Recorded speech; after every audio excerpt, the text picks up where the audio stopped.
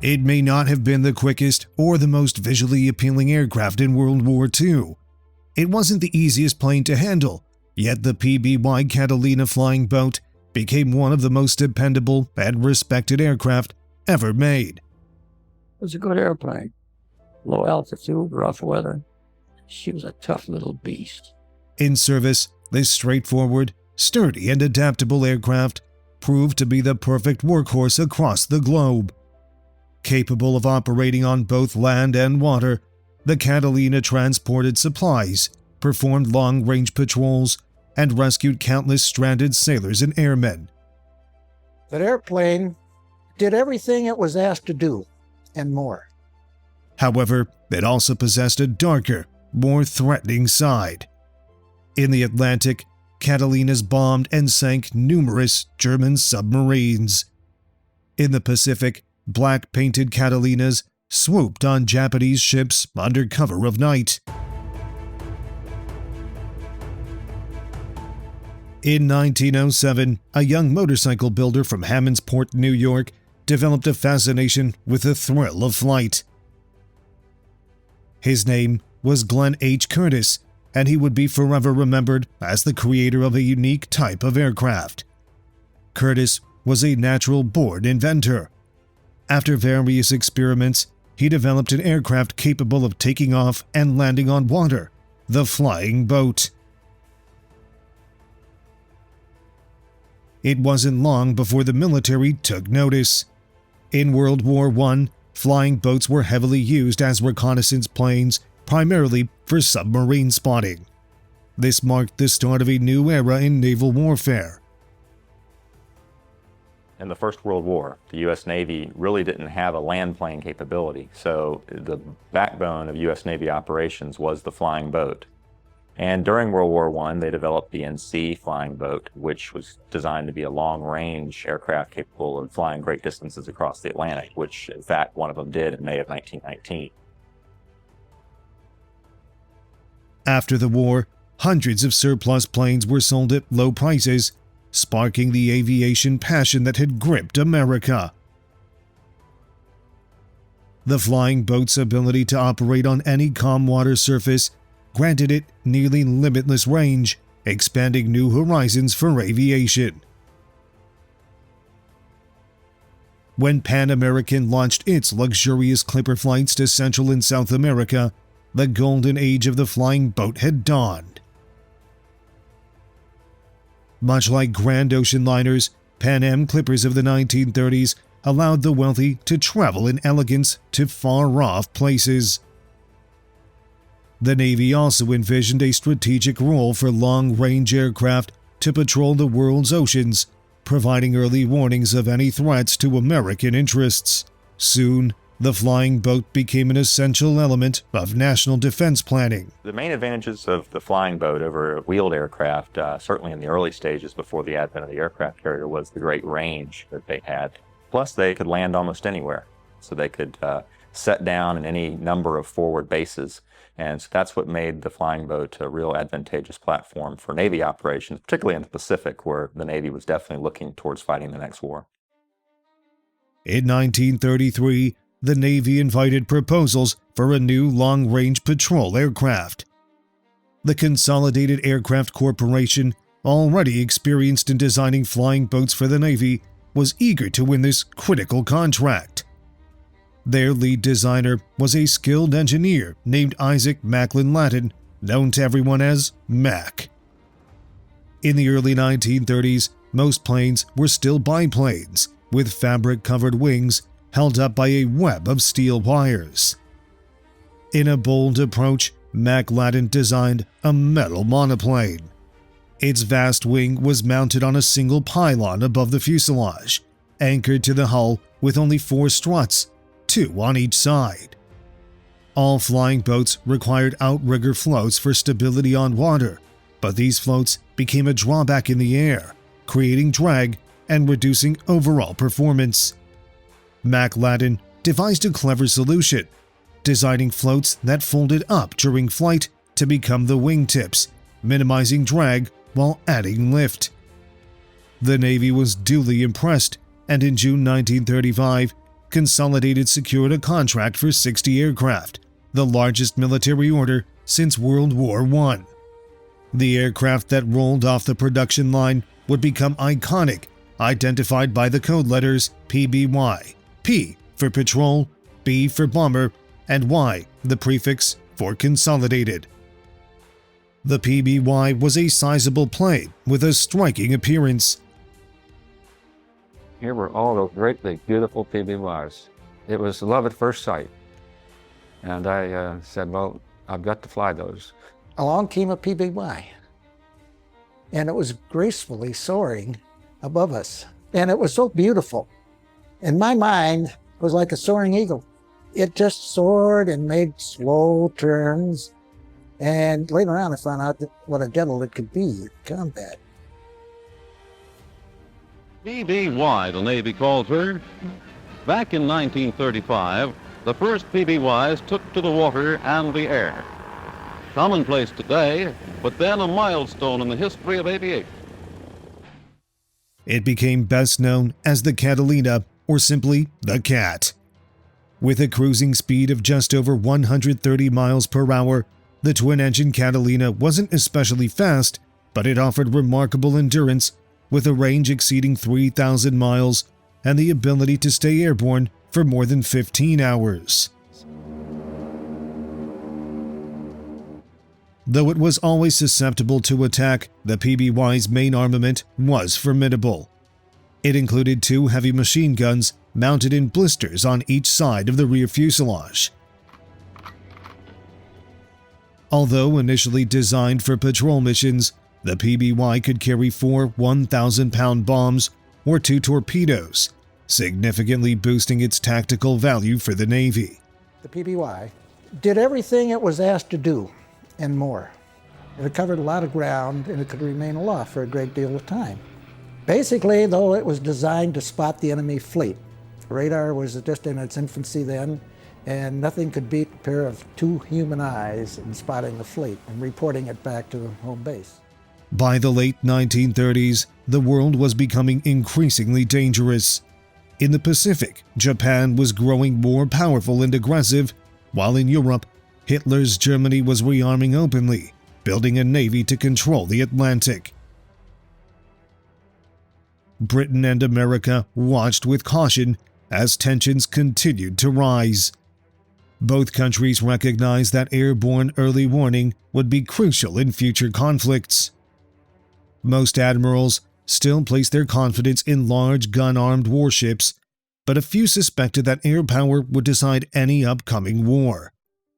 They would soon see how accurate this belief was.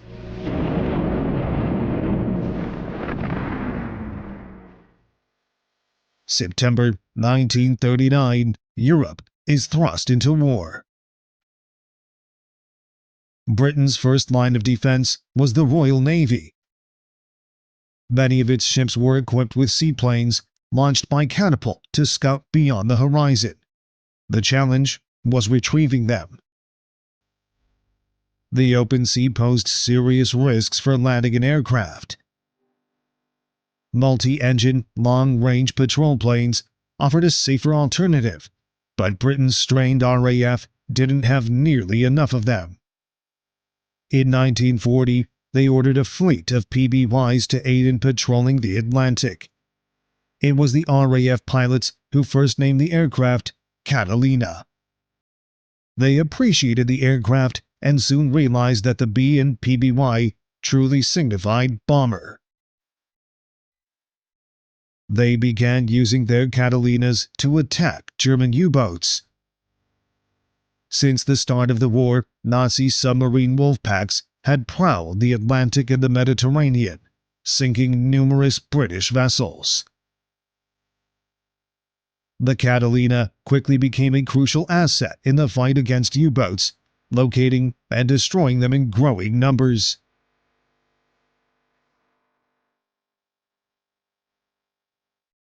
However, Germany's formidable surface fleet continued to pose a grave threat. In May 1941, the Cat played a role in securing a significant British naval victory. The Royal Navy was chasing the German battleship Bismarck, 42,000 tons of steel, and the pride of Hitler's battle fleet. In a clash west of Iceland, Bismarck had sunk the British battleship HMS Hood with a direct hit. Only 3 of her crew members survived. The Bismarck then disappeared into the fog. Somewhere under that mystery of fog, the Bismarck was steaming under forced draft for a safe haven. Then a rift in the clouds, a telltale wake. A Catalina flashed the word, "Quarry sighted." It was an RAF Catalina patrol plane from Coastal Command that finally tracked down the Bismarck. Its location was relayed, and Britain's Royal Navy moved in to finish the job.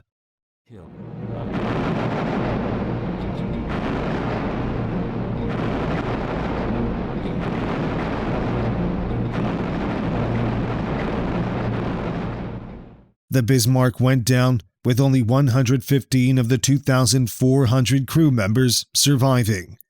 Britain had maintained her supremacy in the North Atlantic with the help of a plane designed to maintain United States supremacy in the Pacific. The attack on the Bismarck clearly highlighted the value of long-range patrol aircraft in combat. The U.S. quickly took note. The destruction of the Bismarck, that great and powerful ship, had to be accomplished to be true to the traditions of the British Royal Navy. They played their part in a victory which is proudly marked up along with victories of the past, the greatest pursuit and kill in history. The long-range Catalina was an ideal aircraft for ocean patrols, though getting it in and out of the water required cumbersome beaching gear, making the process slow and laborious. To address this issue, the PBY-5A was introduced, with A standing for amphibian. Featuring a retractable undercarriage, this version of the Cat was equally capable on land or sea.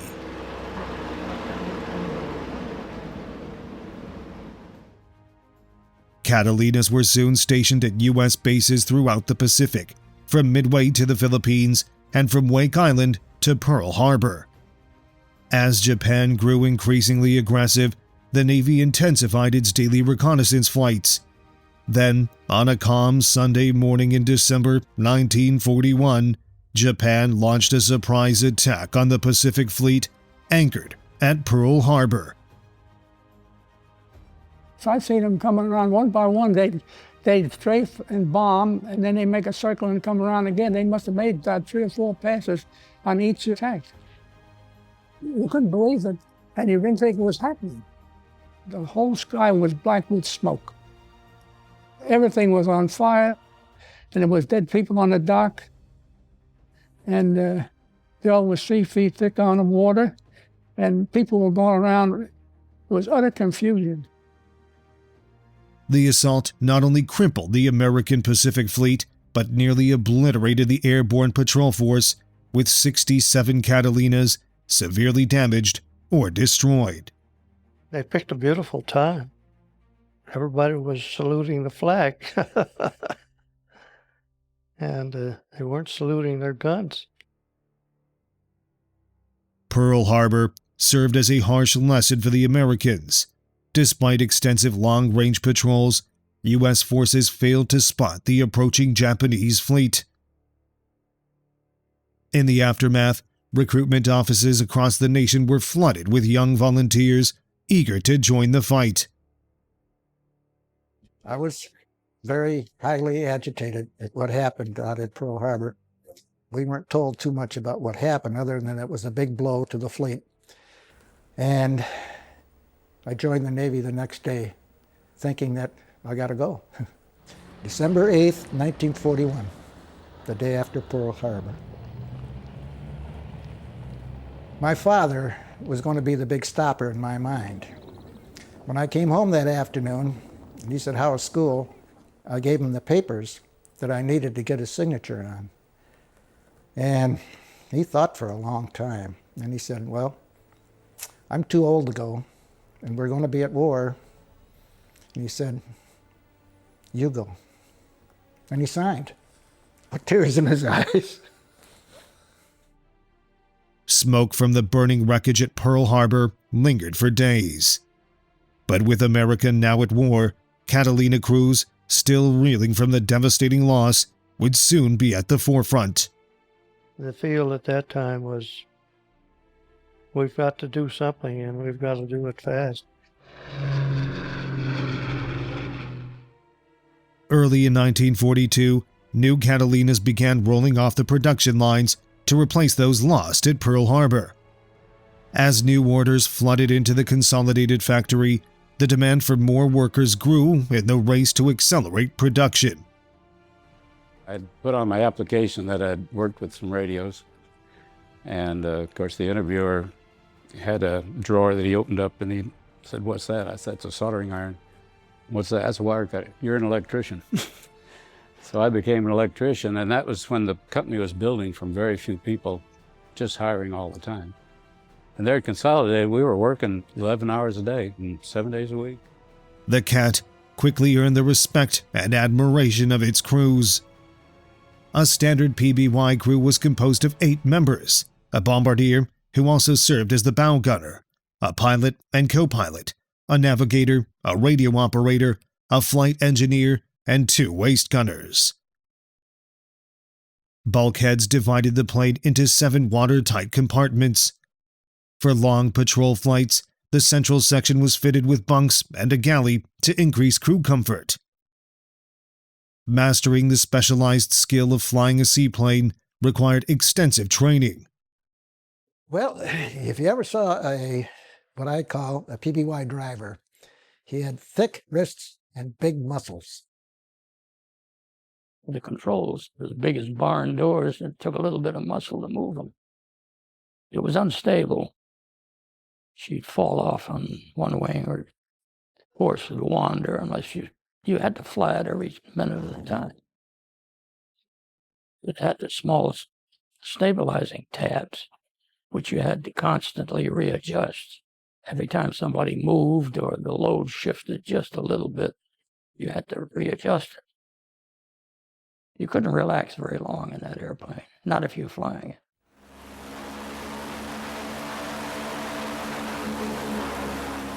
And the real trick on a seaplane landing at any time is to make sure you keep your wings level. You do not want to get afloat into the water at high speed, because it'll turn you around so fast it'll be a wreck. When you come into land, why, it's a high angle, and then boom, down you come, and it really hits hard, you know. You haven't got no control all of a sudden. Why, you put it into just about a stall just when you about to get to the water, because splat, you come down pretty hard.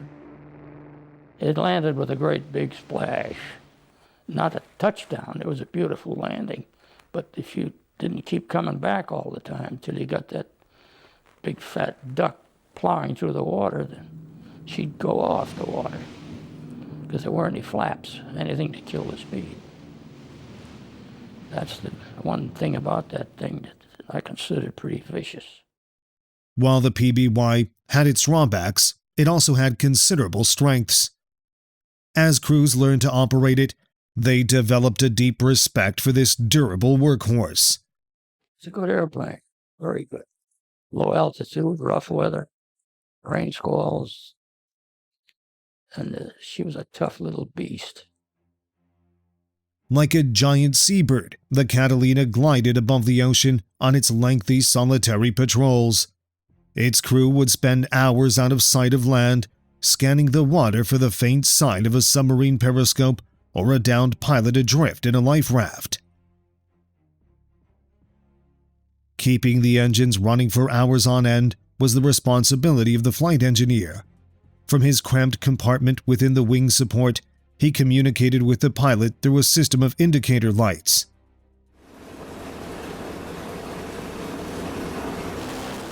The only thing the pilot has regarding the engines in the cockpit are the throttles. Everything else is back there in a tower. He relies on his engineer.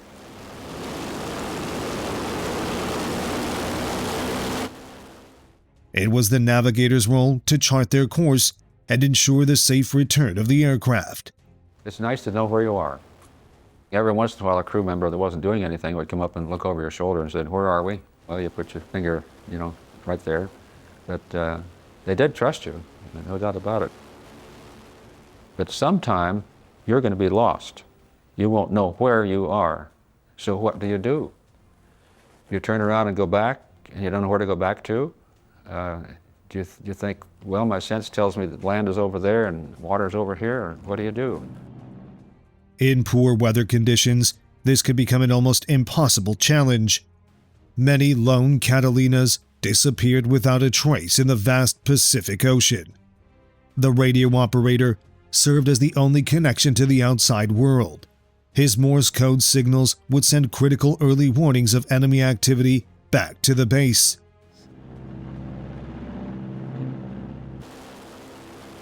Soon, the Catalina crews would play a pivotal role in the legendary sea battle that would alter the entire trajectory of the war in the Pacific. Midway. Midway Island. Not much land, right enough, but it's our outpost. A Navy patrol plane. Routine patrol. Only behind every cloud may be an enemy. Following the calamity at Pearl Harbor, the Japanese continued to push back American forces across the Pacific. In June 1942, the Imperial Japanese Navy dispatched a massive task force to seize American-held Midway Island, located 1,100 miles northwest of Pearl Harbor. The primary goal was to lure the remaining ships of the U.S. Pacific Fleet into a confrontation and destroy them. However, the Japanese codes had been deciphered, and the defenders were aware that an attack was imminent. What they didn't know was the precise location of the task force. Up until the Battle of Midway, the U.S. Navy, quite frankly, was not having a good war. They had only been able to score some hit-and-run raids against Japanese islands. So the Battle of Midway was very much a showdown in which the U.S. Navy was going to put it all on the line to stop the Japanese fleet. On the morning of June 3rd, a Catalina patrol aircraft located the leading vessels of the Japanese task force. At dawn the next day, another Catalina finally identified the remaining ships, including the aircraft carriers. A large contingent of American carrier planes took off to engage the Japanese battle fleet. However, the waves of dive bombers faced superior Japanese fighters and suffered devastating losses. Then, in just 10 minutes, the tide shifted dramatically. American dive bombers targeted 3 Japanese aircraft carriers while their decks were crowded with planes being rearmed and refueled. Without air cover, the massive carriers became easy targets and quickly succumbed to American assaults. Later that day, a 4th Japanese aircraft carrier was also lost. Midway represented a catastrophic defeat for the Japanese and marked a pivotal turning point in the Pacific War at sea. At last, U.S. forces achieved a decisive victory, marking the first time the Japanese were forced onto the defensive. In the Battle of Midway, there were some elements that played a great role, and certainly that was finding where the Japanese fleet was. And code breaking played a role in that, but it still required an aircraft to spot the ships. And it was here that the PBY played a pivotal role in the battle, because it was PBYs that spotted not only the invasion force destined for Midway, but more importantly, spotted the carrier force. The Catalina had demonstrated its capabilities beyond any doubt. But even before the attack on Pearl Harbor, the Navy had already commissioned its intended successor. The battleship of the air, the Coronado, the mightiest seaborne aircraft now in service. The Coronado, known as the battleship of the air, was the most formidable seaborne aircraft ever constructed. This 4-engine Coronado was significantly larger and more advanced, yet it cost 3 times as much to produce as the Catalina and was a very intricate machine. In contrast, the Cat was straightforward to manufacture in large quantities, allowing it to remain the Navy's primary workhorse. Much like Henry Ford's Model T, It was slow but reliable and got the job done. However, every crewman flying a Catalina understood that, despite its armament, the sluggish Cat had little chance of surviving an encounter with Japanese fighters. Those long and solitary ocean patrols became some of the most perilous missions of the entire Pacific War. The Catalina has been called the cruiser of the air. Her wing spread is 105 feet. Her length from nose to tail is 65 feet. She can carry a load of many tons. Her range, fully loaded, is over 4,000 miles, and the PBYs, new and old, have stood up to all the tasks imposed by modern war. Yet, sometimes, the odds were simply insurmountable. During his first combat patrol in August 1942, Bob Dimmitt's Catalina was unexpectedly attacked by 3 Japanese fighters. They were real show-offs. They would corkscrew in and roll. I watched one of them coming in on our tail there, and he was just lazily doing rolls and shooting at us. I guess they figured that this was a big duck and it was going. Our radioman was killed. He was sitting right behind me. The mechanic was shot through the chest, and those were the 2 big casualties that we had. The rest of us all had small shrapnel in us.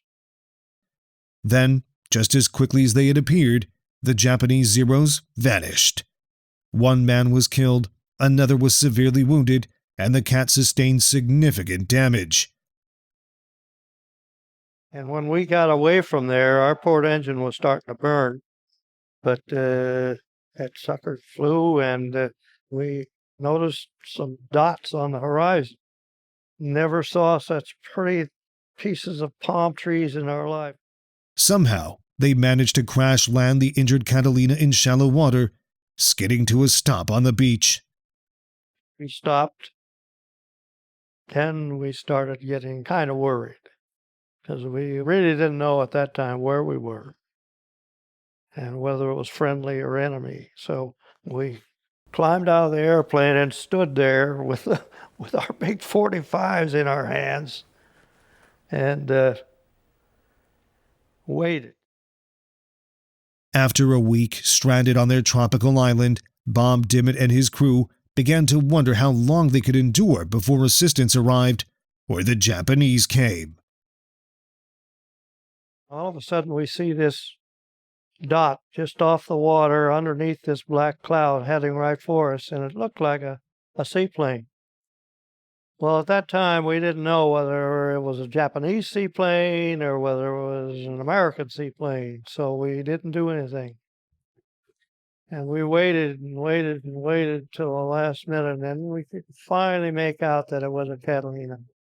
And we were jumping up and down and yelling at him, but Santa Claus has nothing on that airplane. The relief that you feel when you have a friend that just flies by like that, there is, well, you can't describe it. We know then that we're home free. All but one of Bob's crew made it through the ordeal, thanks to the Catalina. Such close calls had a lasting impact. Hey, I got news for you. They were all brothers under the skin, boy, after that one there, and there was no doubt about that. We stayed close for a long time. Yeah. Usually bonding shows up after an incident or an accident. If the pilot manages to evade and get the plane back without being shot down, he is the biggest thing in the world to that crew. So now they've bonded to the pilot, and the crew has bonded together as one.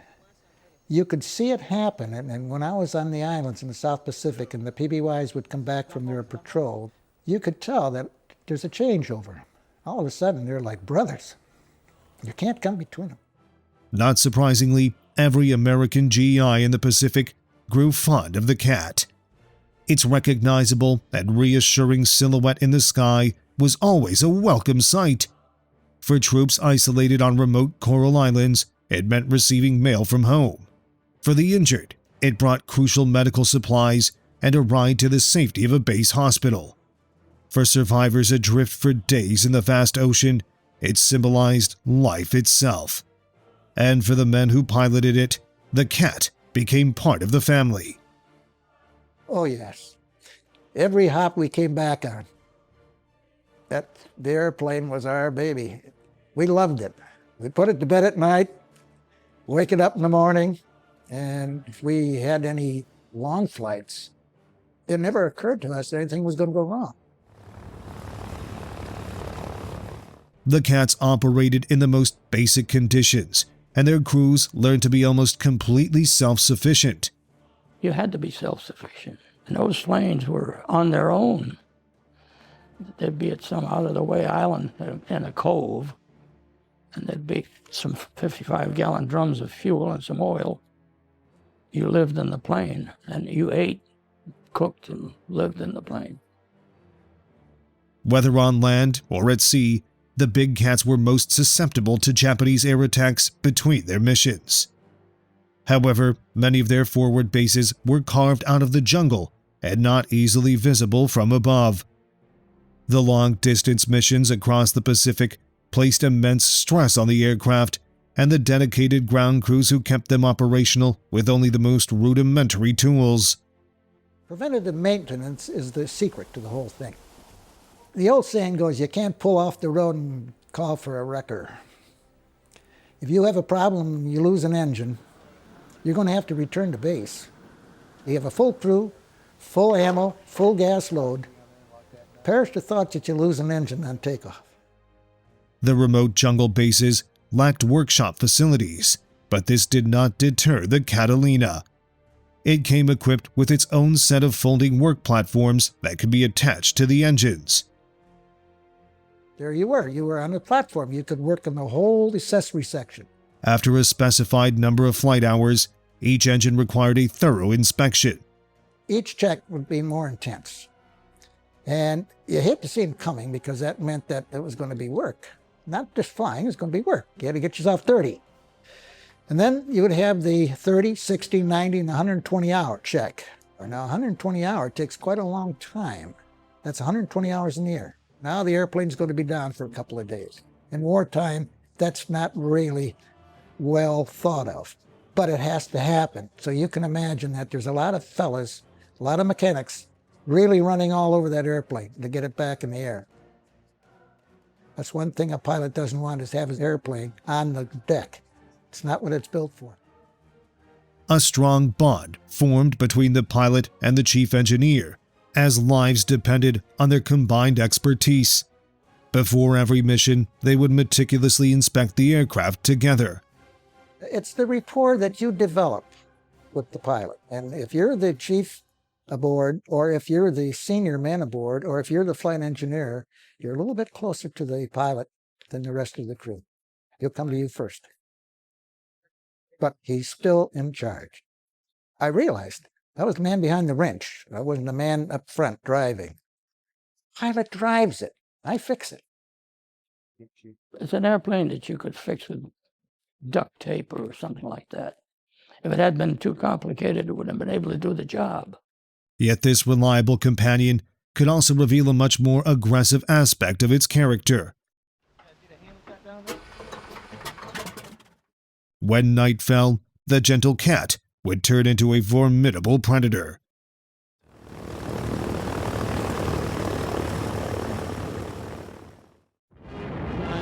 Guadalcanal is the most hotly contested strip of land in the South Pacific.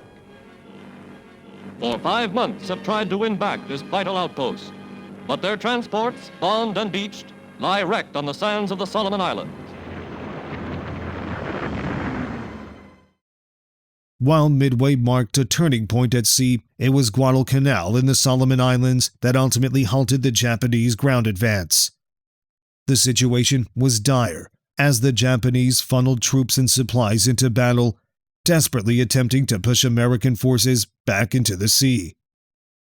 The success of the entire Japanese operation hinged on regular supply runs conducted by a fleet of transport ships operating under the cover of night, protected by destroyers and light cruisers known as the Tokyo Express. The only chance for an American victory lay in severing this vital supply line. This goal was ultimately achieved with the assistance of an unexpected weapon. Anything familiar? That torso with a middle-aged sag? Her speed less than some cars can do. Got her? Right. The old Cat, Navy Catalina patrol boat, PBY in a black nightgown for night camouflage. A black cat. It was called the Black Cat because they flew at night, and the plane was painted perfectly black. Despite its age, the Catalina was leading the way in a new type of covert operation that would become an increasingly significant aspect of modern warfare. During the day, to launch a PBY on any sort of attack mission would have been suicide because it was a slow and lumbering aircraft. But those attributes made it really particularly suited to night combat, where it could loiter over targets and search for them really at will. For every pound of bombs dropped last month, 1 ton of enemy shipping was sunk or damaged. Records like that mean plenty in any language, dollars or yen. The concept was simple, yet highly effective. Take a standard PBY Catalina patrol plane, coat it in matte black from nose to tail, conceal its glowing exhaust pipes above the wings, and switch off all navigation lights.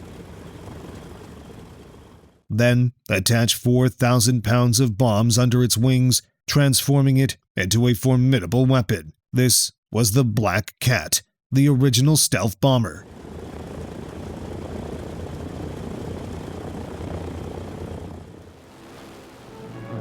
Another night, another mission, another prowl into the dark.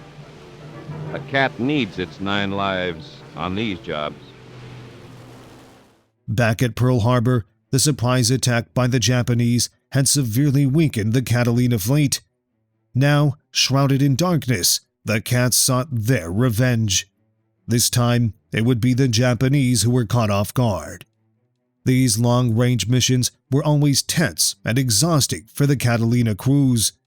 Skipper always had us doing things. And he'd say, you guys in the blisters, I want you to keep an eye out. And if he ever saw anything, and we didn't see it first, we was in bad trouble.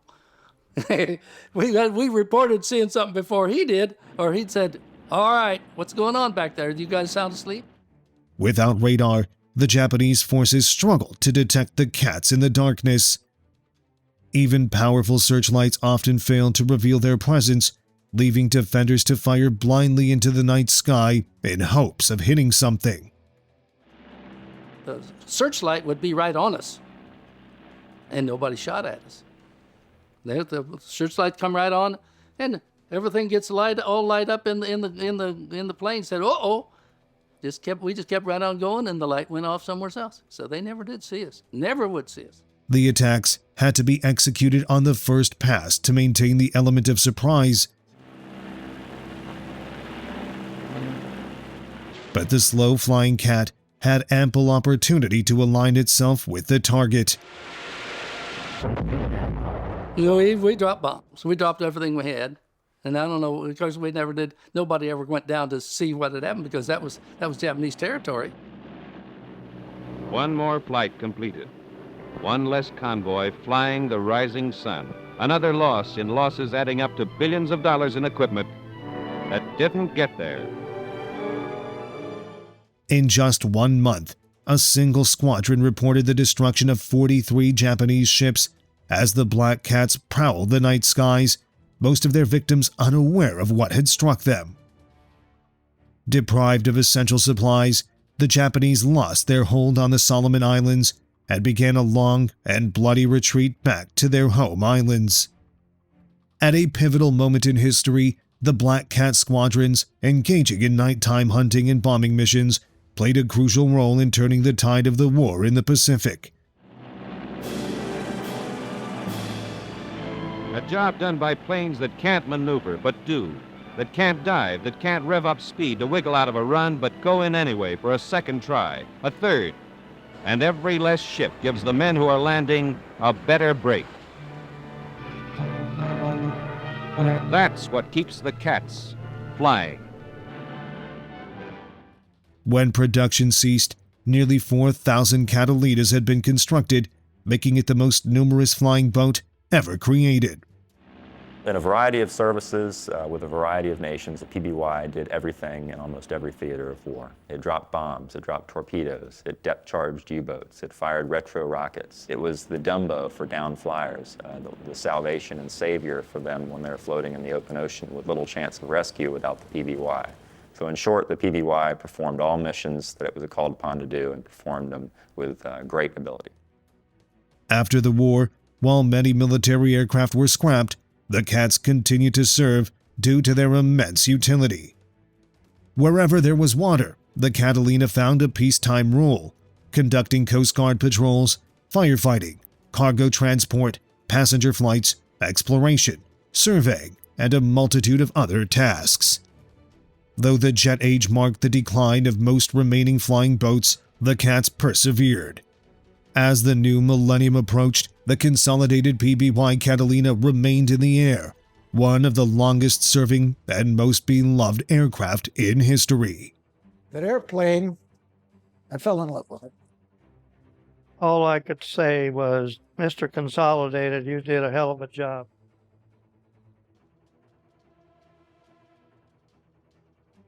In October of 1944, with the Allies pushing east towards Berlin, Germany launches an assault in the Ardennes forest.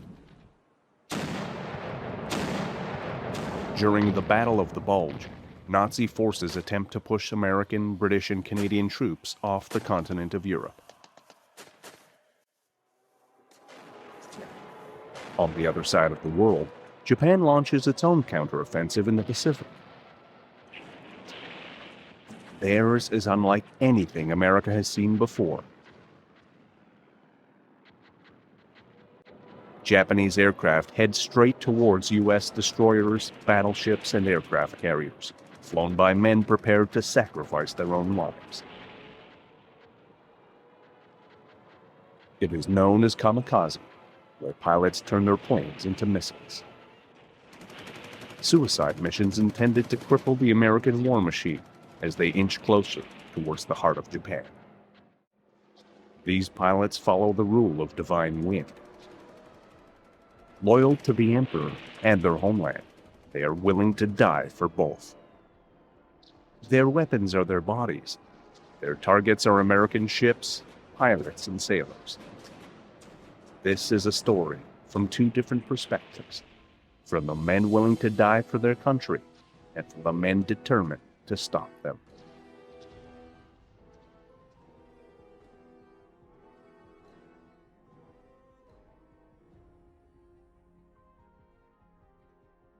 By 1944, the Empire of Japan is in a state of retreat. The area in which they hoped to create a Greater Asia Co-Prosperity Sphere is now a distant memory. The spirit of late 1941, when the land of the rising sun seemed invincible, has vanished. Since America's victory at Midway, the United States takes back island after island from Hirohito's forces. Japanese fighter aircraft are outnumbered by more modern American planes, being produced from the factories in droves. Experienced Japanese pilots are in short supply. In addition, the proximity fuse is utilized, making it almost impossible for Japanese bombers to get anywhere near U.S. naval vessels. No longer do they control the Pacific with an iron fist. By January of 1944, even those in the top circles of Japanese power have concluded that the war is lost. For a nation dependent on imports, they are denied the raw materials desperately needed to continue the war. Japanese merchant ships carrying oil, coal, and other goods are either attacked from the sky or torpedoed by American submarines. Production in Japan is slashed to shreds. To make matters worse, a naval blockade is causing severe shortages in food and materials, resulting in mass starvation. On paper, the war is all but won by the United States. Really, by the fall of 1944, it's clear from Hirohito's recent biographers who've really studied the Japanese documents by the fall of 44, he knew Japan had lost the war. But surrender was not on the table because of this notion of honor. And he was also really obsessed with protecting the sort of royal regalia, the symbols of the emperor's authority. And, you know, all through the summer of 45, the Japanese press was running what Hirohito's biographer Herbert Bix called the Die for the Emperor campaign. I mean, this was the message to the whole society. As the American invasion forces got closer and closer to the homeland, it became an even bigger and more purposeful strategy to not necessarily to win the war, but to make the cost of getting closer and closer to the Japanese homeland so great that they'd be able to achieve a negotiated peace. For America, the road to Tokyo has been a bloody affair, with thousands of troops killed in the process.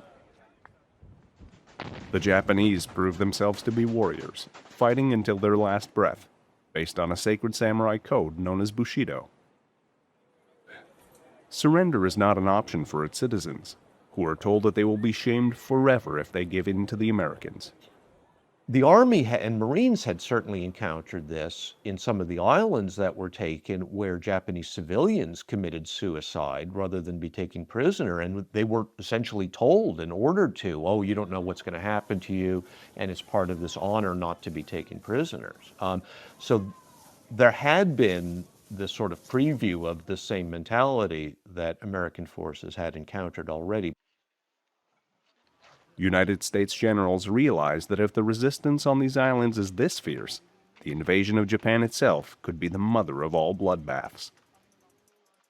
The rules of war were that you fought until your last breath, and that was expected of your enemy as well. So the concept of surrendering was something that the Japanese military did not recognize or respect. And it had big consequences on both sides during the conflict, that it was no quarter on both sides. With the acquisition of island outposts by U.S. forces, landing strips are prepared for the arrival of the massive B-29 superfortress.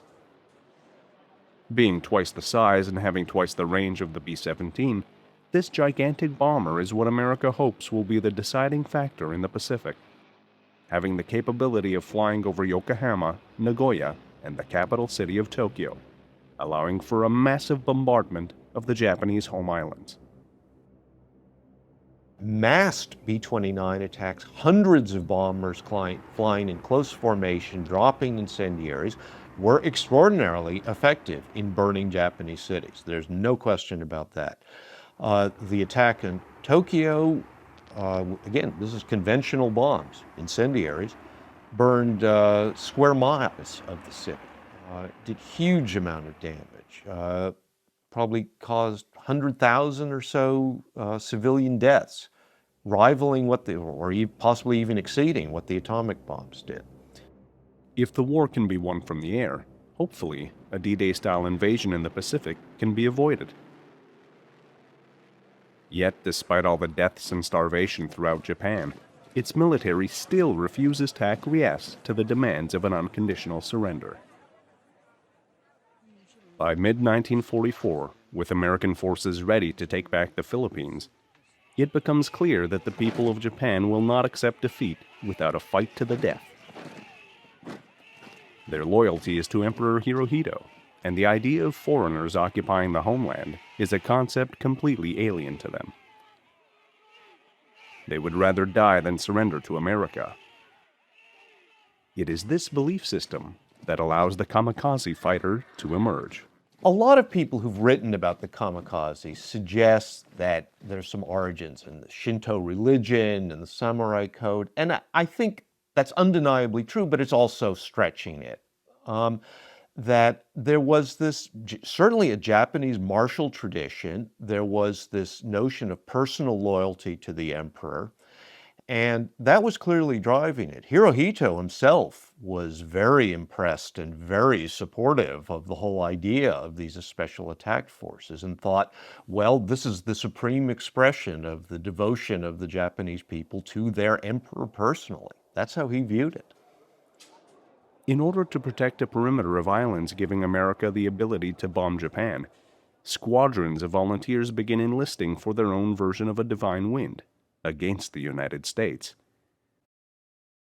A decision was made, and basically it was during the Battle of Leyte Gulf, that the best chance they had of taking out the American fleet, the American invasion fleet, was to purposely crash their aircraft into these ships.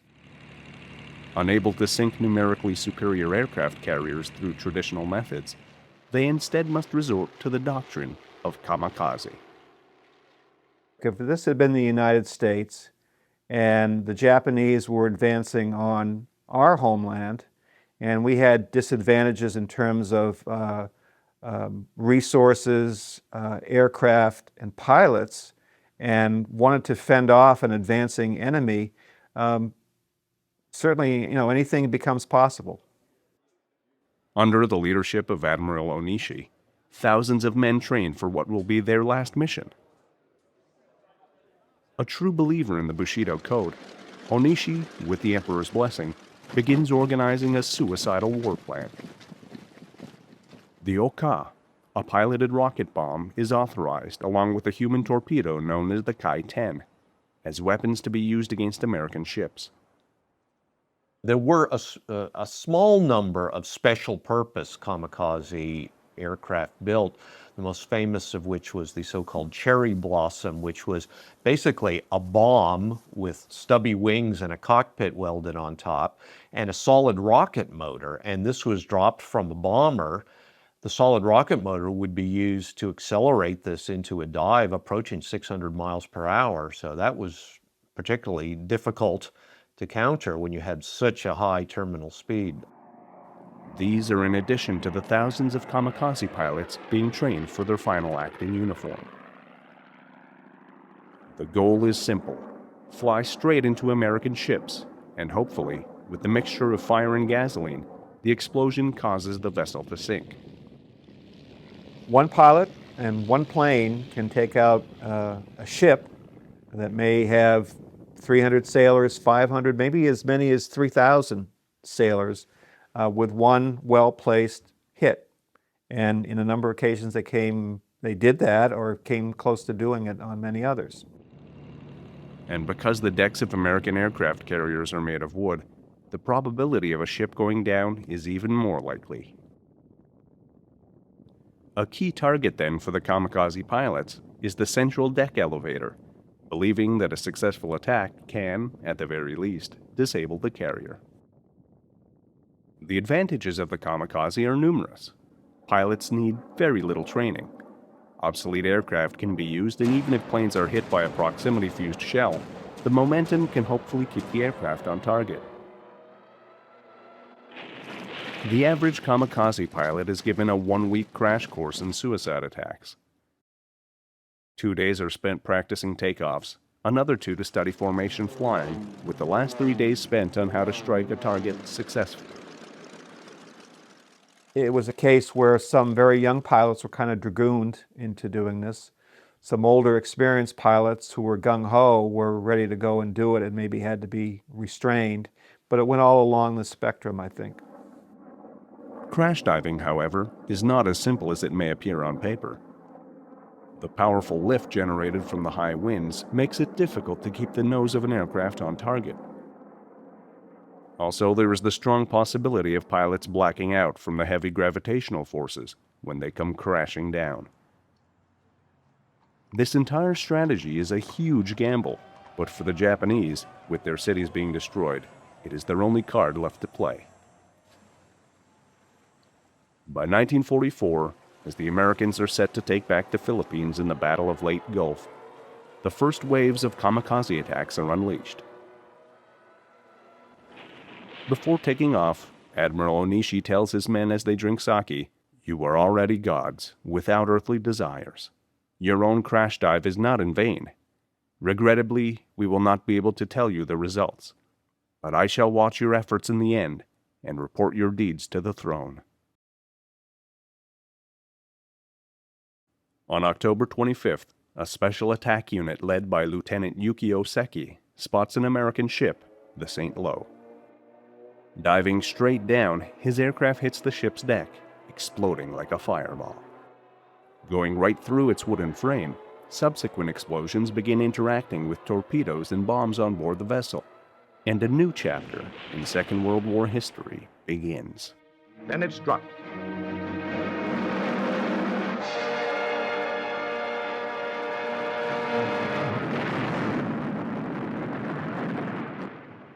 They call it kamikaze, meaning the divine tempest. We call them suicide planes. Manned by pilots wearing the ceremonial red sash of the Kamikaze Corps. They specialize in one-way trips. Their destination? The deck or hull of any American ship onto which plane, bombs, burning gasoline, and red-sashed pilot crash.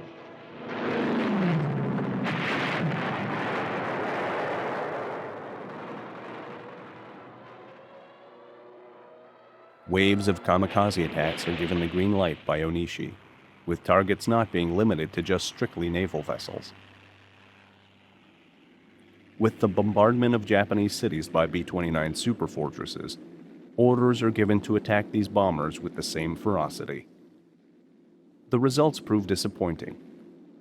With the B-29's defensive armament that includes remote-controlled gun turrets, kamikaze planes are unable to stop these massive bombers from pulverizing the land of the rising sun.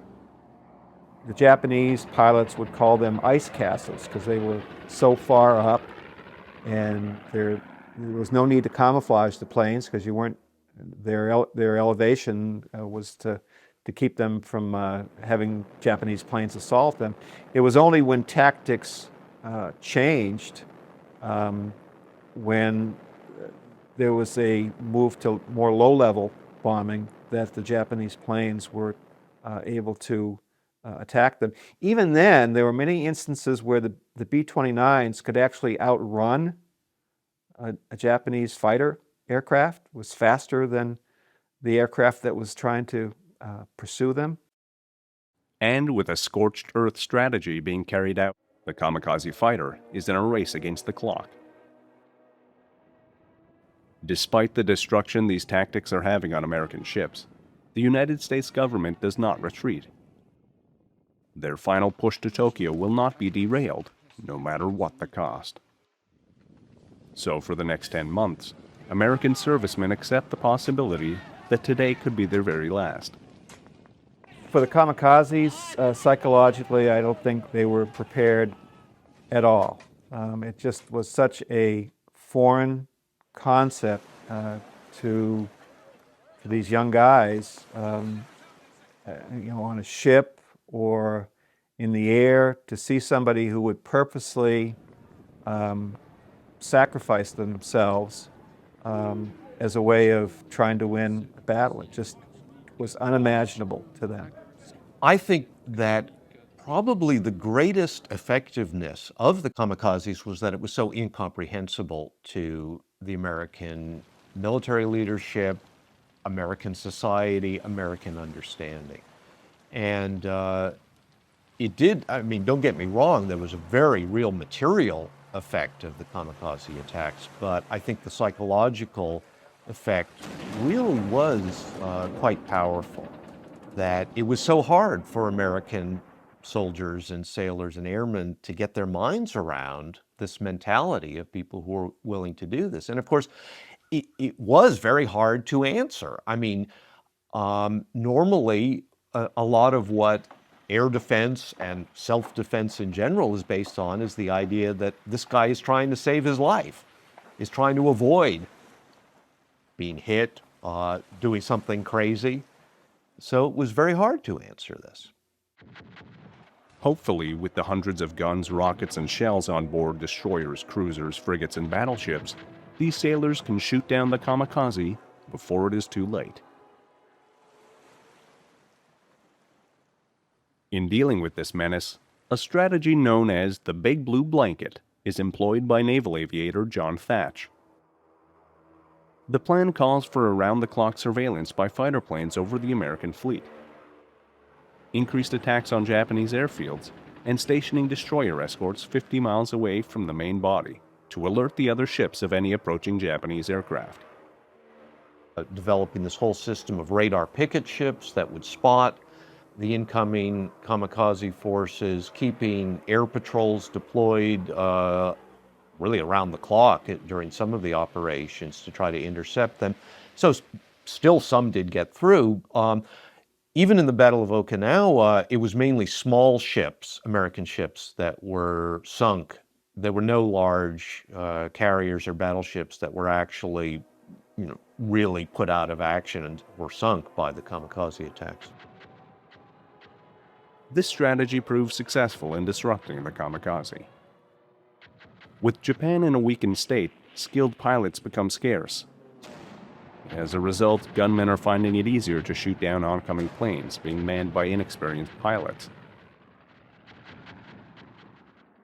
Despite the toll suicide attacks are taking on soldiers' psyches and lives, most notably on the USS Bunker Hill and the USS Franklin, where hundreds of servicemen are killed, the kamikaze is facing an equally fierce counterstrike.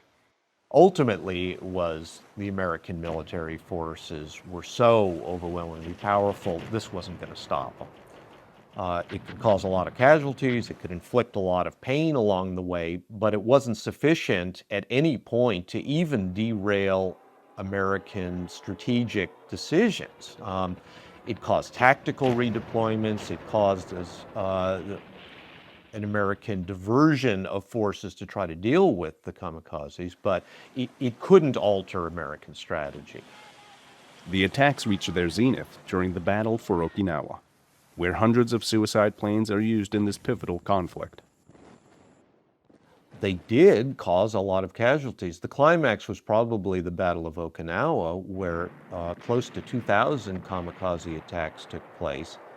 A joint order is written by both the Japanese Army and Navy, establishing suicide as an official policy. This results in 30 American ships sunk and 300 badly damaged in the fight for Okinawa. In the end, the United States takes the island, but only after 12,000 American and 110,000 Japanese deaths. The effect of the kamikaze is being felt in Washington, D.C., where military and civilian planners decide what to do with Japan. Even with the unprecedented bombardment of their cities by B-29s, with the death toll being in the hundreds of thousands, the demand for an unconditional surrender is still not being met. Kamikaze missions, in addition to the fierce resistance offered on Okinawa and Iwo Jima, make generals like George Marshall favor the use of an atomic bomb. The Japanese had demonstrated in each case they would not surrender, said the general. We had to end the war. We had to save American lives. Since President Harry Truman takes office following the death of Franklin Roosevelt, American casualties reached nearly half the total of 3 years of battling against the Japanese in just 3 months. It was something to contemplate. I remember the terrible anxiety through which the people in Washington went, and I was one of them, wondering what would happen when we attempted to take the main islands of Japan. Conventional wisdom leads the commander-in-chief to believe that the casualties resulting from a mainland invasion of Japan could be enormous, possibly in excess of 1 million men. For that reason, the decision to drop the first atomic bomb in history is approved by the president. On August 6th, the first nuclear weapon in history is used on the city of Hiroshima, and days later, a second bomb is dropped on the city of Nagasaki. After unprecedented carnage, the demand for an unconditional surrender is finally met. With the defeat of the Japanese comes the defeat of the kamikaze. The impact of these suicide attacks is still hotly debated. At the time, in 1945, it was seen as a barbarian approach to warfare, an unheard of approach to warfare. 60 years later, you can start to equivocate and say, well, listen, they had to do this. It was in their interest and it was an honorable tactic. The ships that were sunk as a result of kamikaze planes vary from the mid-30s to the high 50s. Approximately over 4,000 sailors were killed and another 4,000 wounded.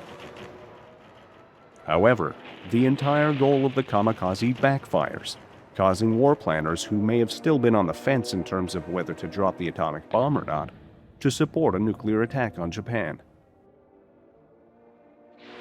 It was a strategy that grossly underestimated America's resolve in seeking an unconditional surrender from the land of the rising sun. For that reason, no number of suicidal pilots could have stopped the United States' war machine from achieving total victory.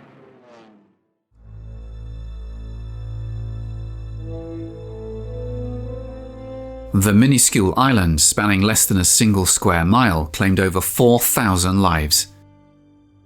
Tarawa epitomizes the intense combat witnessed during the war, with American forces relentlessly pushing the Japanese back, one island at a time, across the Pacific.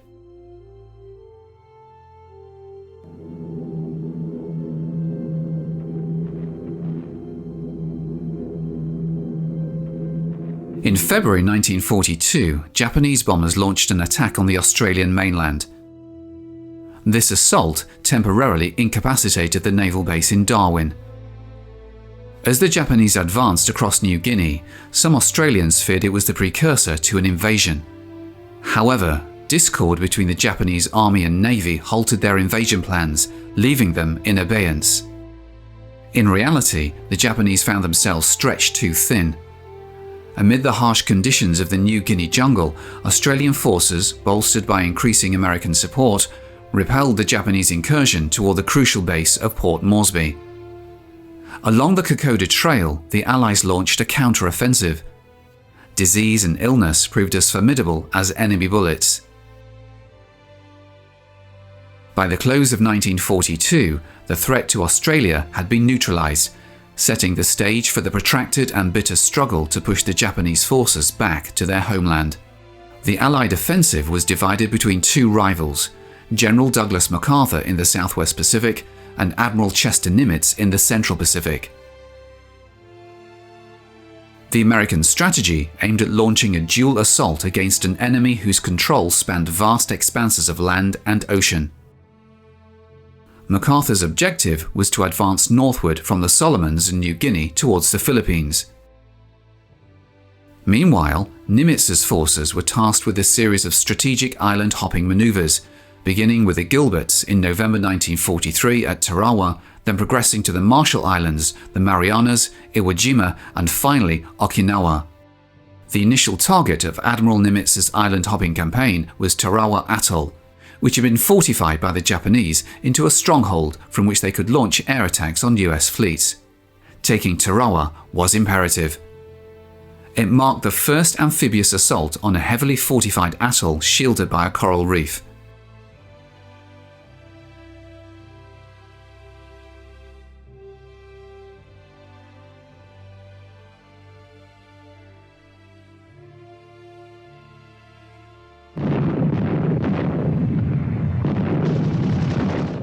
Initially, none of the 5,000 Marines in the assault force comprehended the full extent of Tarawa's defenses. They thought they would level the island and completely demolish everything, that there wouldn't be a living soul on the island.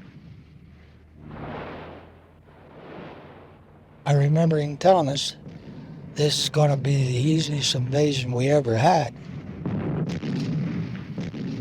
He says, we only need 2 men, one with a rifle and one with a slate, one to shoot him, one to chalk him up. It's going to be real easy.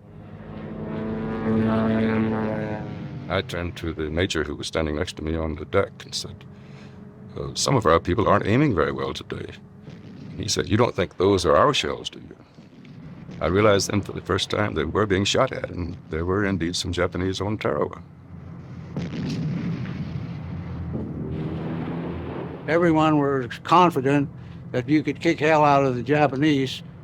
The Marines would have no problem with them if we could get our feet on the beach.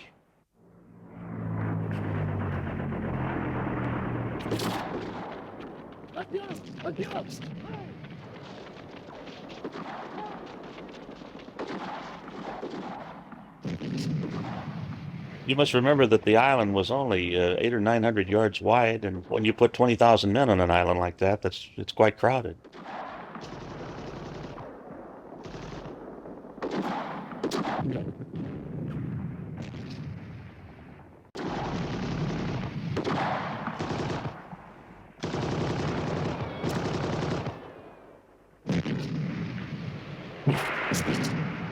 We were told that perhaps that we could take this island within a very short time, and it was quite evident within hours of our landing that this would not be so.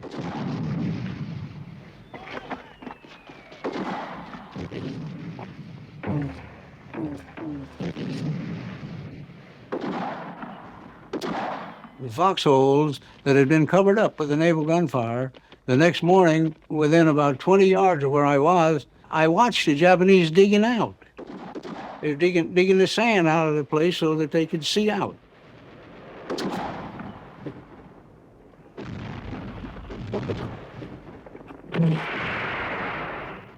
The battle persisted for 3 grueling days, gradually pushing the Japanese defenders back to one end of the diminutive island.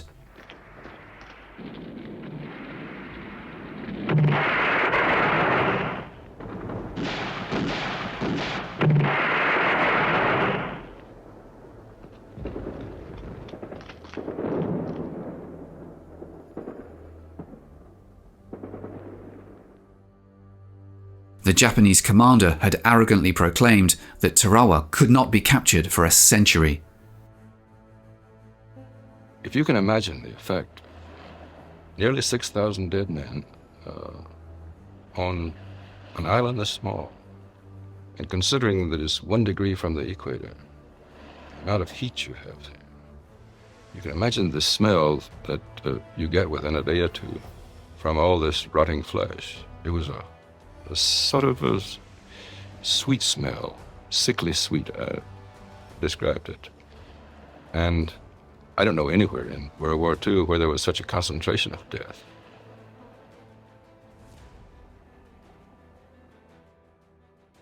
The outcome was stark. Out of 3,000 Japanese defenders, only 17 surrendered. The Americans suffered heavy losses, with over 1,000 dead and 2,000 wounded.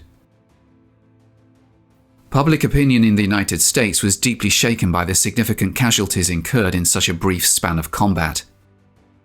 Following the Tarawa campaign, American invasion forces set their sights on the Mariana Islands of Saipan, Tinian, and Guam.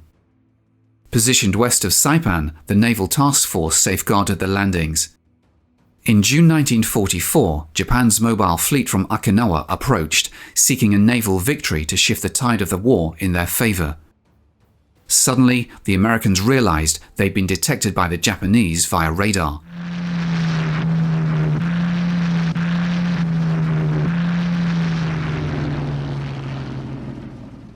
Every available American fighter was scrambled into the air to intercept successive waves of Japanese carrier-based planes.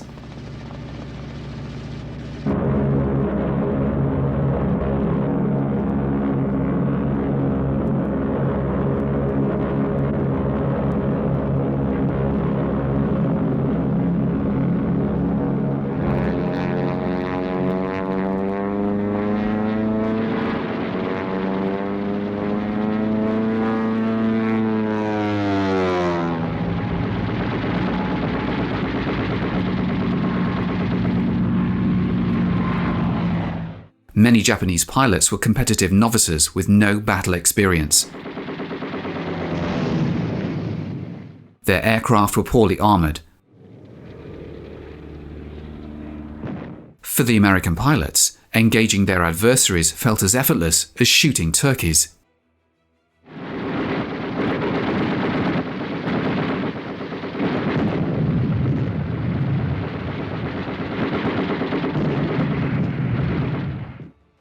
Following the initial skirmish, all but one of the American planes returned unscathed.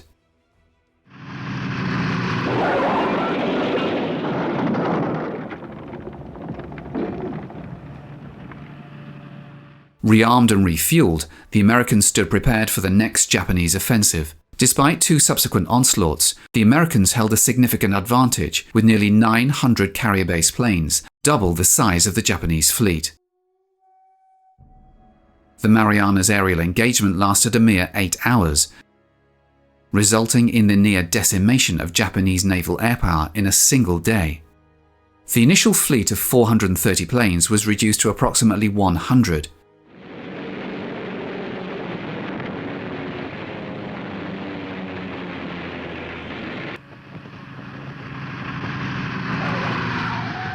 American losses remained comparatively minimal. This episode underscored the paramount importance of skilled pilots over sheer technological prowess.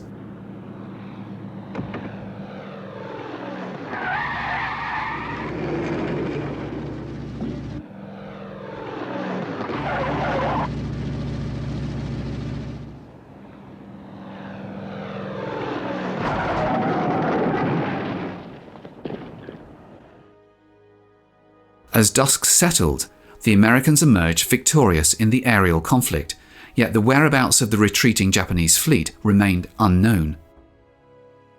The following day, the American search for the enemy persisted. It wasn't until late afternoon that their aircraft finally spotted the mobile fleet, positioned over 200 miles away at the outer reaches of the American bomber's range. Despite the fading light, the order to attack was issued. In the ensuing engagement, the primary target of the American assault, the Japanese carrier force, suffered significant damage. One carrier was sunk and 2 others were left battered. This pivotal naval encounter, marked by a notable absence of direct fleet-to-fleet combat, concluded with the Japanese fleet reduced to a mere 35 aircraft as they retreated to their bases in Japan. But now, the American planes faced the challenge of returning to the carrier. The decision to engage in combat meant risking the possibility of running out of fuel during the journey home. The first to return were the fighters, which had provided protection for the task force. Landing in the dusk posed significant challenges, but the difficulty escalated as torpedo planes and bombers navigated to find their carriers in pitch darkness, with some never making it back. Then it turned into probably the blackest night that I have ever seen in my life. And over the ocean, I guess we were at about 7,000 feet flying home. It's kind of our best altitude for fuel, and it was black as the ace of spades. And we could hear nothing, just ourselves, except the cries, or I won't say cry, but a very perfunctory call, I'm going to have to land in the water, I'm out of fuel. And this continued just constantly until all the torpedo planes that had survived the strike went into the water.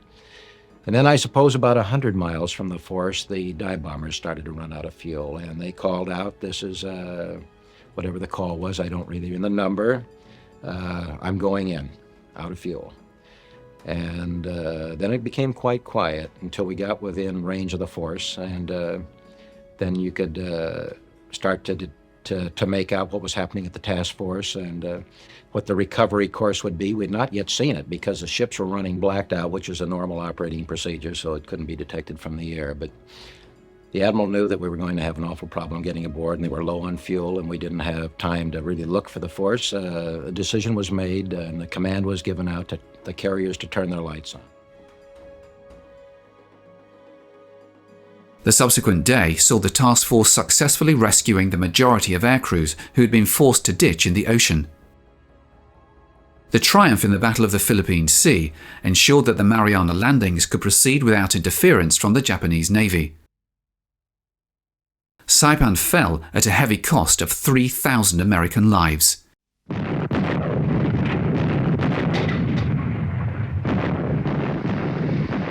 Tinian, though less fortified, also succumbed. Guam, however, managed to hold out for 3 weeks.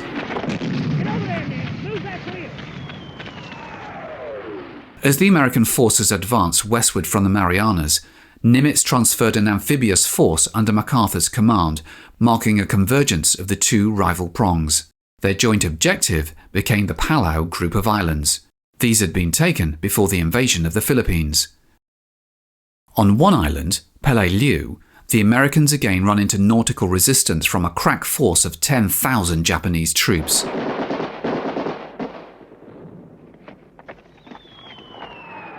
Rather than confronting the Americans on the beaches, the Japanese had retreated into an intricate network of caves and tunnels.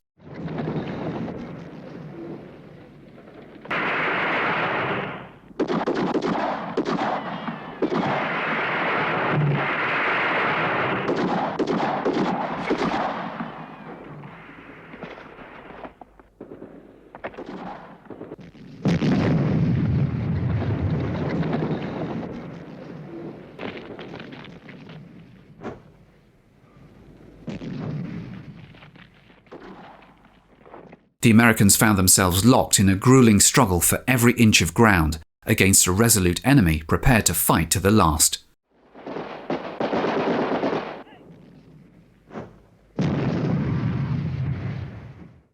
The brutal battle for Peleliu exacted a heavy toll, with 4 out of every 10 American participants killed or wounded. This was no campaign like Peleliu. Much has been written about it in the higher echelons, among generals, and so forth, comparing it to Iwo Jima or Tarawa, and they all admit that there was nothing quite like Peleliu. It was the biggest surprise I think the Marine Corps received in World War II. We just had never known an enemy like this. It took months before all of the Japanese defenders were rooted out. Victory on these Pacific islands came at a steep price. On October 20th, 1944, MacArthur fulfilled his pledge by returning to the Philippines. The landings encountered minimal resistance. The Japanese had retired inland to their main defences, but the invasion touched off the largest and most complex naval battle in history. The battle for Leyte Gulf stretched across 4 days, with 4 Japanese forces converging on the Philippines from Borneo, Formosa and mainland Japan. The Americans, commanding the 7th and 3rd Fleets, aimed to thwart the Japanese objective of annihilating the American invasion shipping in Leyte Gulf. Following a series of disjointed engagements occurring hundreds of miles apart, the Imperial Japanese Navy suffered substantial losses, rendering it ineffective as a fighting force. Meanwhile, relentless rainfall impeded the progress of MacArthur's troops, facing off against a Japanese army numbering nearly 400,000. By February 1945, just 3 months after the late landings, American forces were encroaching upon the Philippine capital, Manila. It marked the first instance in the Pacific War where Americans engaged in urban warfare, with battles raging from street to street and house to house.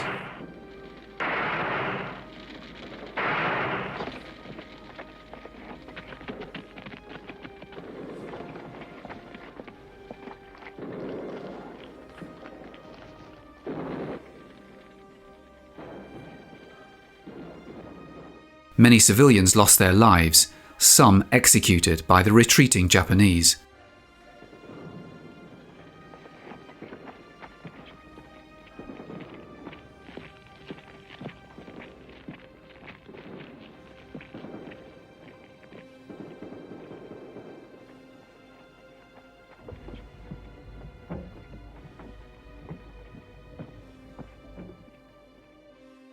MacArthur's triumphant return to the Philippines capital marked a pivotal moment. American prisoners, held captive during the Japanese invasion, were finally liberated after enduring 3 years of captivity.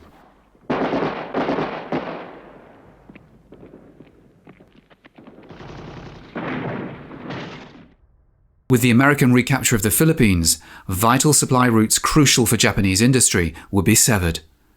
The Japanese leadership understood that losing control of the Philippines meant losing the war. Following liberation came a period of reckoning, as individuals sought revenge against Filipinos accused of collaboration during the years of Japanese occupation, bringing closure to a tumultuous chapter. In February 1945, the focus shifted to Iwo Jima, an 8-square-mile expanse of volcanic rock located just 600 miles from the Japanese coast, representing the next strategic leap across the Central Pacific. From Iwo Jima, American bombers gained strategic proximity, enabling raids on Japanese cities with unprecedented ease. Perched atop Mount Suribachi's commanding heights, the Japanese maintained a vigilant watch over every movement on Iwo Jima. Once again, the bulk of Japanese forces were positioned inland, away from the shoreline. Over a span of 76 days preceding the landing, the Americans subjected Iwo Jima to relentless bombardment from both sea and air. The waste, the barrenness of the place, it was actually like a nightmare. It was the closest thing you could see to hell. If ever hell looked like anything, it must look like Iwo Jima. The minute you got in those boats, you were scared, and you were scared until you hit the beach. You realize that you're going in to kill, and we were always taught that we had to kill or be killed. It was either us or the Japanese, one or the other. And when you're faced with a situation, as a young man, I was only 19, it's confusing. You built in the Marine Corps to take orders and to obey orders, but at the same token, you're still a human being, and you're only 19 or 20. Most of us were only 18, 19, or 20 during those days.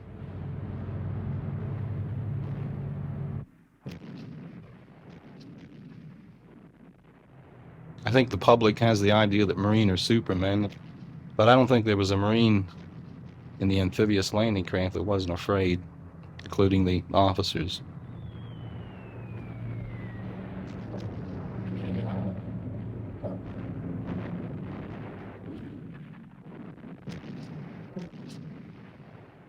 I was always taught to hate them in the Marine Corps, to detest them, and that they were animals, that we were the men, they were the animals.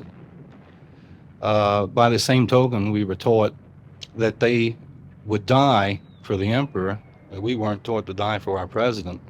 And to fight or to come up against an individual who wants to die or who doesn't care about dying is a tough thing to combat in your mind. We wanted to live, we wanted to kill him, and we wanted to survive. You have to keep your head down because there's too much fire above you.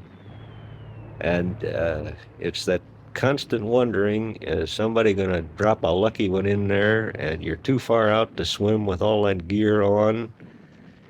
And what are you going to get into when you get there? It's a hell of a place to be.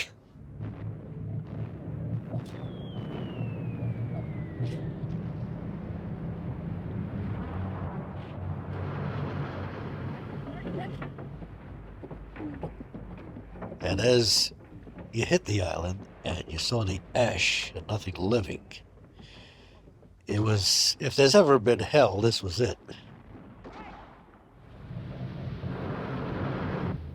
Well, we hit the beach itself. Actually, there was a little incline, and everybody clung to the incline because the fire was that heavy. And everything that hit the beach was blasted out of the water as fast as it hit. I was young then. This is my fourth operation. I was 18. My first operation, I was 16.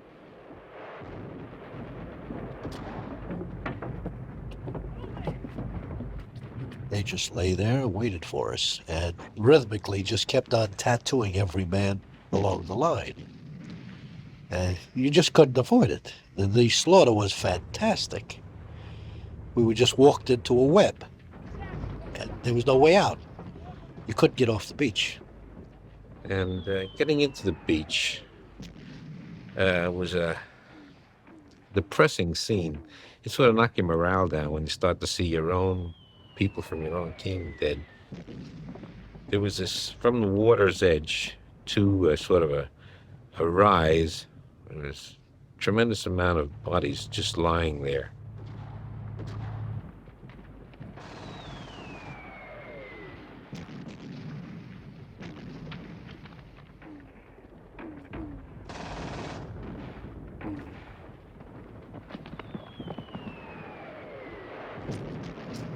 We moved about, possibly 300 yards in, just as far as they meaning the Japanese, decided for us to go. There was no way of getting off the island. Not that first night. It was just too congested. There was nothing that could move off that island the first night.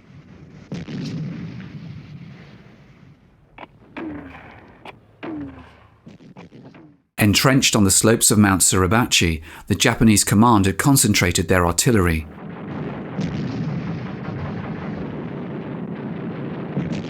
Despite the extensive preliminary bombardment, the Japanese strongholds remained resilient, requiring ground troops to systematically dismantle them one by one. Capturing Iwo Jima proved to be a far lengthier endeavour than the 5 days envisioned by the American command.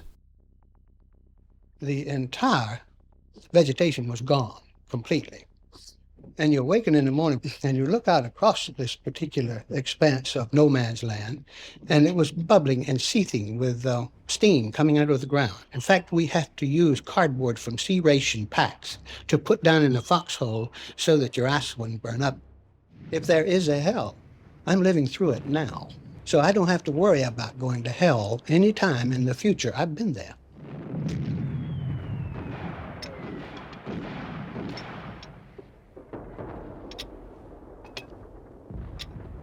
One of the guys came up to me as a man with a family. I never did even know him. Just, meeting him at that particular day. And I said, well, we're in a mortar outfit back here. Fairly well safe, no problems. Before the day was over, he and half of my other squad was dead. I think the worst part was you get callous, to dead bodies and bloated bodies, but you never get callous to your own friends in that way. And I think that perhaps was the most terrible thing of Iwo Jima. I think if everybody remembered all of the tragic things that happened, you would go crazy. You wouldn't be able to survive it. Oh, you always think you're going to make it. You're scared, but you still think you're going to make it.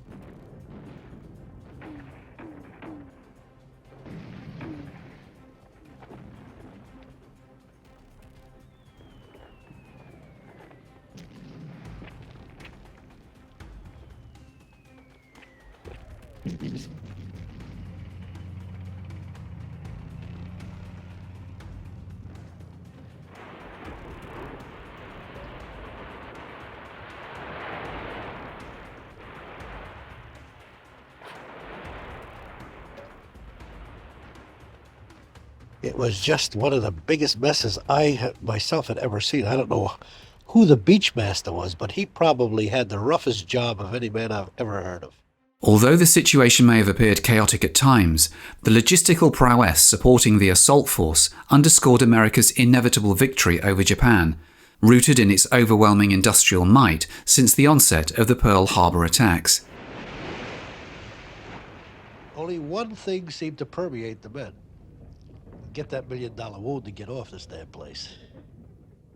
Inland from the beaches, Iwo Jima descended into yet another grueling battle of attrition.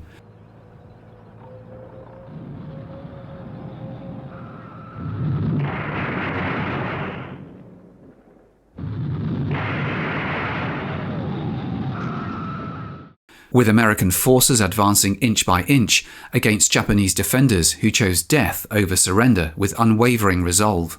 Their leaders still hoped the Americans might tire of their losses and of the war. My Lord, Iwo, it was hand-to-hand fighting. You didn't know who was even in the hole with you half of the time. You went into the caves. We lost most of our people in this particular fashion. You went into the caves and you fought it out with the guy. One of you came out. I don't think anybody really realized that they were underground so deeply. And it was so heavily defended, really.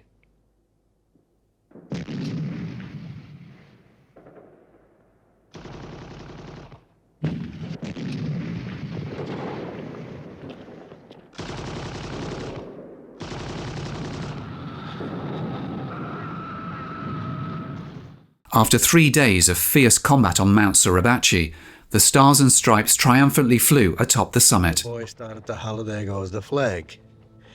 And I don't care where you were on that island, you could see right up to Suribachi, and the flag was raised. And everybody started to howl because we figured, well, the island was secure, but it was far from secure. We had a long way to go yet, but it was nice to see the flag up there anyway.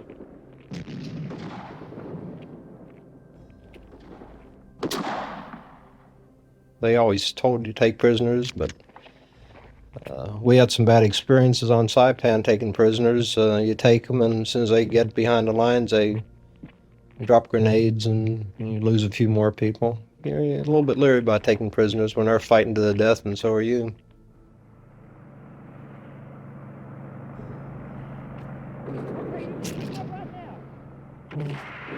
Very few of them came out on their own.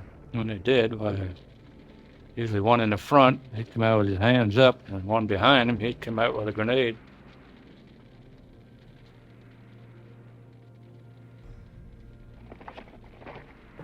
One of the West Virginia boys, but he was sitting against a stone wall with his knees up under his helmet, as we used to sit quite often, when one of the enemy ran out onto the top of the stone wall and held a small explosive charge to his abdomen, and a chunk of his torso, the lower torso, went spiraling into the air and came down on John's knees, with the absolute posterior, devoid of any clothes, staring him right in the face. And he looked at that and he says, "God, am I hit that bad?" And that was the trigger that released the tensions of the previous night. And there were several of us that were perfectly useless for as much as an hour. We were just laying on the ground in convulsions.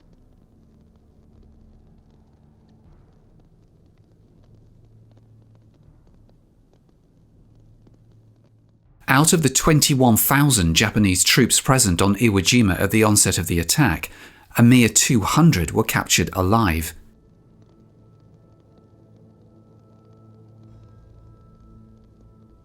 I was on the island a total of 6 days, and it seemed like 6,000 years.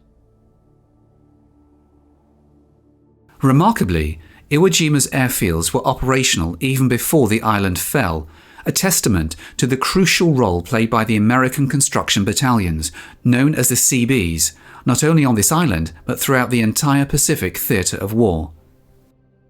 With the capture of Iwo Jima accomplished, attention turned to breaching Japan's inner defensive perimeter. Located 350 miles from the mainland, Okinawa stood as the last significant barrier between the Allies and the planned invasion of Imperial Japan. On April 1, 1945, the Americans launched their assault.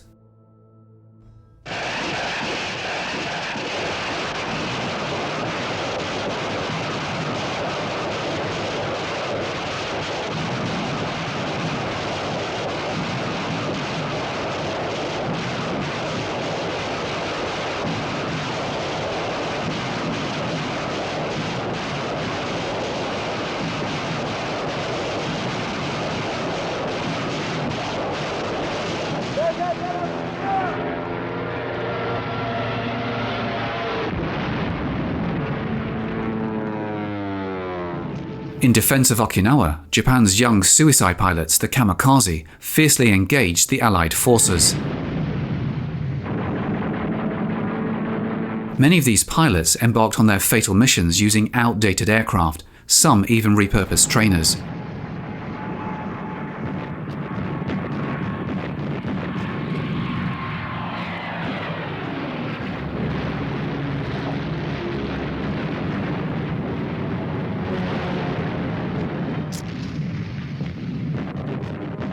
So many things were happening and so quick that it was a little bit like a big boxer in a ring when he's being hit to the chin and to the side of the face and bodies and everywhere else, because we were catching it from so many different angles.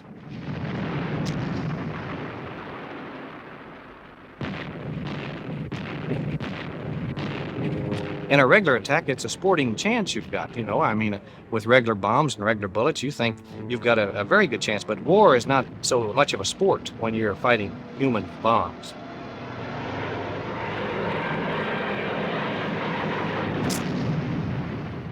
Although over 2,000 kamikaze pilots met their demise, their attacks resulted in the destruction of 30 US warships and inflicted damage upon 200 more.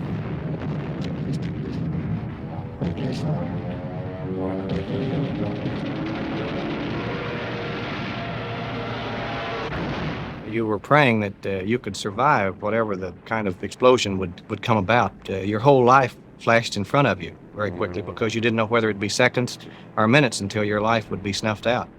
American casualties were so severe that at one point it seemed the invasion of Okinawa might be stopped in its tracks. The gunners can't turn it off. Once they gear themselves up to fight man against man bomb, you know, even though the plane is down, and why it's hard for the gunner to stop.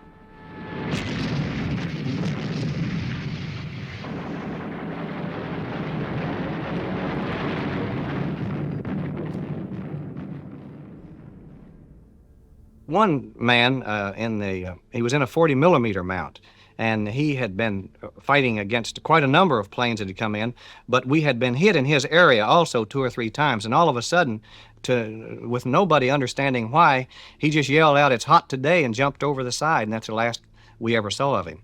But had he stayed aboard, he might have survived. But of course, we couldn't find his body or anything after that. But it was an unusual way for a type of reaction. He stayed with it just as long as he could until he broke. And then that was the end of his fighting. But every man, I believe, has a breaking point. And the Kamikaze is, I would estimate, is probably tests that breaking point more than any other form of combat.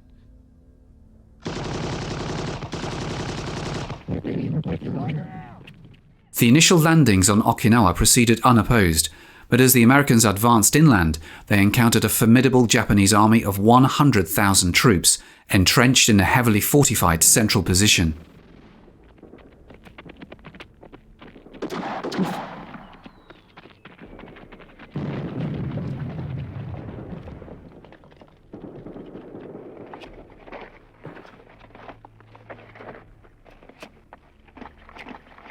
The steep hills and narrow ravines of Okinawa formed a natural citadel for the Japanese defenders.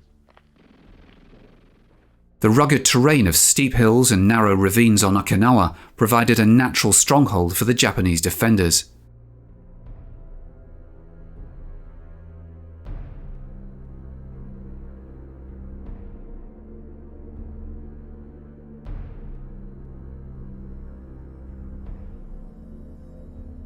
However, as Japan itself neared surrender, not every Japanese soldier remained committed to fighting until the bitter end. Meanwhile, the civilians of Okinawa endured devastating losses, with 24,000 killed and many thousands more injured. Once they found out that we weren't going to do the things that they had always heard, well, they could understand, hey, this is just another human being, and possibly they felt the same as we did, that we weren't there because we wanted to be there. It was we were told that this is what we had to do. For many Americans, concluding their monumental campaign across the Pacific, it became evident that the perceived faceless fanatics willing to sacrifice themselves for their emperor were, in fact, fellow human beings. They showed kindness to their own people too, which we didn't really think, that we thought, well, one was just, life was cheap to them, but that's not true. They were, showed a lot of kindness to their own wounded, and would tote them on their back, and 2 or 3 would carry them, although they were weak themselves, so they were people just like us.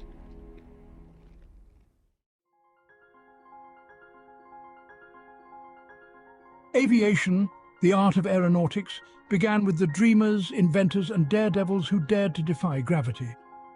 The journey of aviation was nurtured by pioneers like the Wright brothers, whose first flight marked a historic milestone. The role of aircrafts in world wars was groundbreaking, dramatically changing warfare strategies.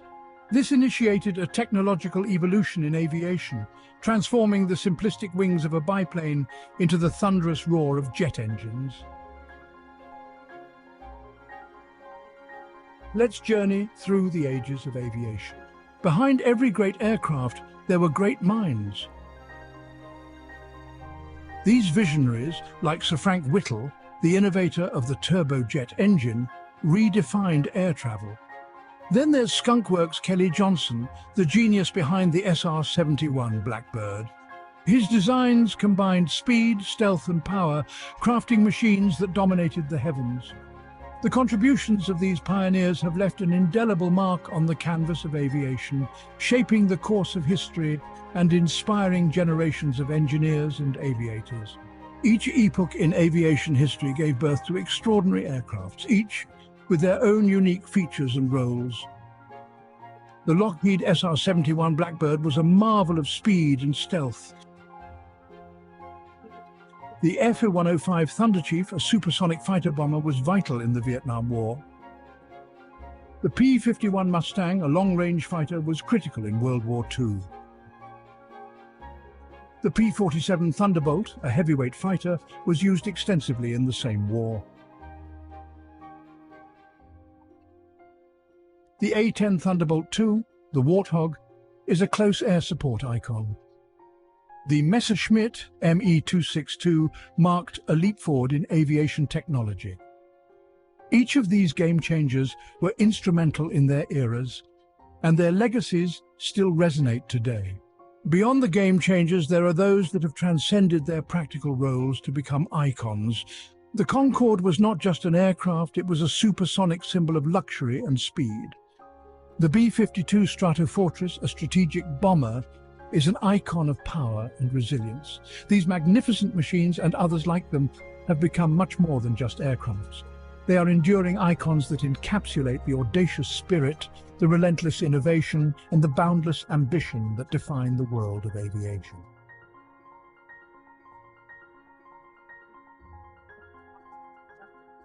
For more amazing aerial footage, and to join us in this incredible journey, check out the DroneScapes YouTube channel. If you enjoyed this video, please remember to like and subscribe. And as always, thank you for watching.